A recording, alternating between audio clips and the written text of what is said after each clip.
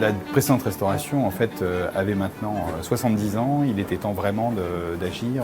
Le salon était en très mauvais état, que ce soit les peintures et puis tout son décor d'accompagnement. D'ailleurs on est aussi en train d'étudier en ce moment la restauration des murs, qui sont en marbre, donc un peu plus costaud, mais qui a beaucoup de problèmes également. Puis tout ça est très sale, donc on a envie aussi que ces décors qui sont majestueux, remarquables, puissent témoigner en fait de la magnificence de Versailles.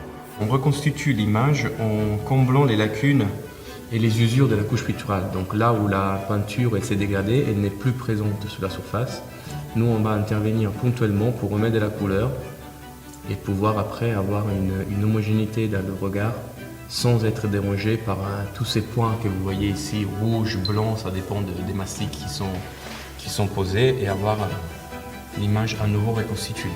L'idée, c'est que optiquement, il faut que l'œil ne soit pas accroché justement par quelque chose qui lui paraisse tout d'un coup incongru. Donc on a une fluidité du regard, et le but de notre intervention, c'est ça, c'est qu'elle demeure invisible au grand public, visible aux professionnels et réversible, et dans un matériau qui soit stable. Il faut savoir que si nous sommes les restaurateurs qui travaillons directement sur la peinture, c'est vraiment un ensemble de corps de spécialistes qui guident notre main en fait. Donc on a les scientifiques pour tout ce qui est les analyses, les prélèvements, etc. Et les historiens de l'art qui conservent un peu le savoir des artistes et l'historique des œuvres.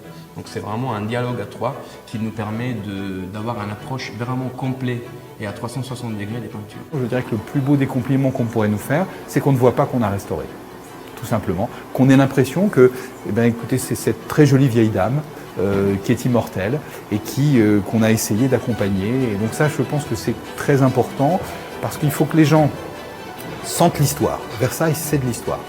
Mais en même temps, il ne faut pas confondre la patine du temps et la crasse. Et donc cette histoire, elle devient signifiante quand en fait on donne à lire la beauté et l'intelligence qui étaient celles voulues à l'origine.